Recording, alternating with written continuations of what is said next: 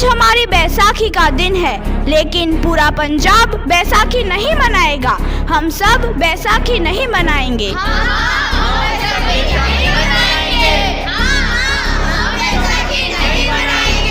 जब तक हम अंग्रेजों को भारत से बाहर नहीं निकाल देते, पूरा पंजाब बैसाखी नहीं मनाएगा।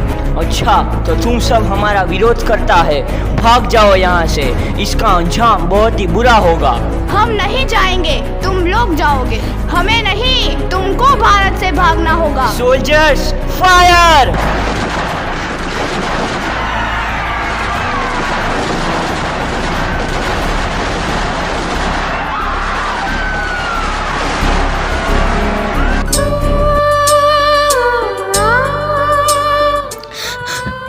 ज़मीन हमारी, ये धरती हमारी, ये खेत हमारे।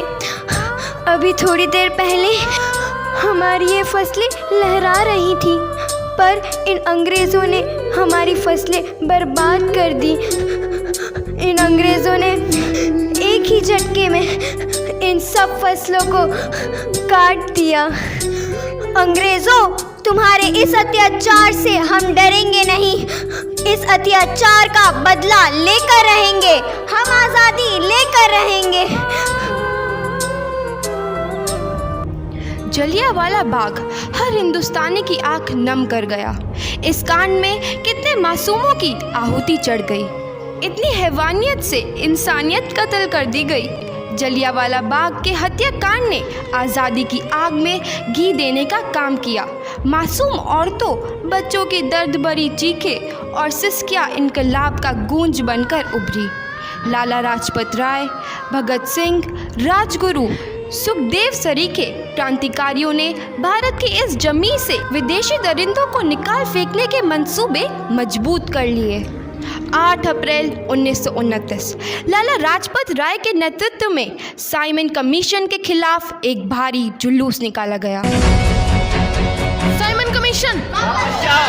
साइमन कमीशन वापस जाओ! साइमन कमीशन वापस जाओ! साइमन कमीशन वापस जाओ! साइमन कमीशन वापस जाओ! Simon commission go back! Simon commission go back! Simon commission go back! Simon commission go back! बेवकूफ इंडियंस, तुमको हमारी बात समझ में नहीं आती। Stop this! Simon commission go back! नहीं मानता। आई से स्टॉप दिस! लाला जी, आप आगे बढ़ो, हम आपके साथ हैं। लाला जी, संघर्ष करो, हम आपके साथ हैं। लाला जी, संघर्ष करो, हम आपके साथ हैं। लाठी चार्ज करो!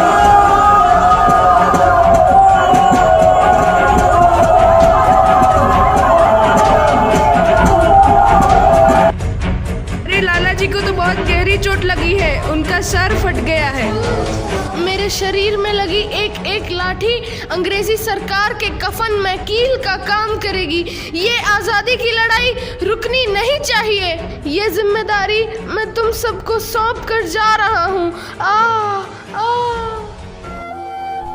लाला लाजपत राय की दर्दनाक मौत के बाद भगत सिंह, सुखदेव, राजगुरु वतन के इन मतवालों के खून में ऐसा उबाल आया जिसका सामना करना अंग्रेजी सरकार के लिए मुश्किल हो गया। अंग्रेज़ों को करारा जवाब देने के लिए स्कॉट और सैंडर्स को मारने की रूपरेखा रची गई।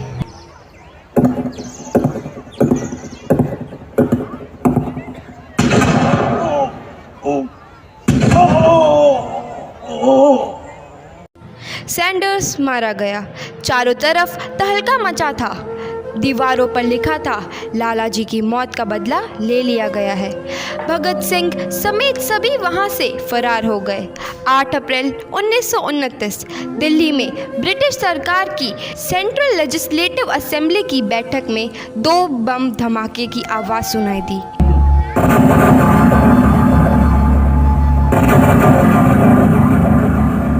धमाकों ने अंग्रेजी हुकूमत को हिलाकर रख दिया। इस घटना को अंजाम देने वाले भगत सिंह, राजगुरु और सुखदेव ने अपने आप को अंग्रेजों के हवाले कर दिया। 1930 को अदालत ने अपना फैसला सुनाया। मुलजिम भगत सिंह, मुलजिम राजगुरु, मुलजिम सुखदेव को दफ़ा 121 और दफ़ा 302 के तहत ये अदालत तीनों को मुजरिम करार देती है और इस गुस्ताखी के लिए ये अदालत इन तीनों को सजाए मौत की सज़ा सुनाती है।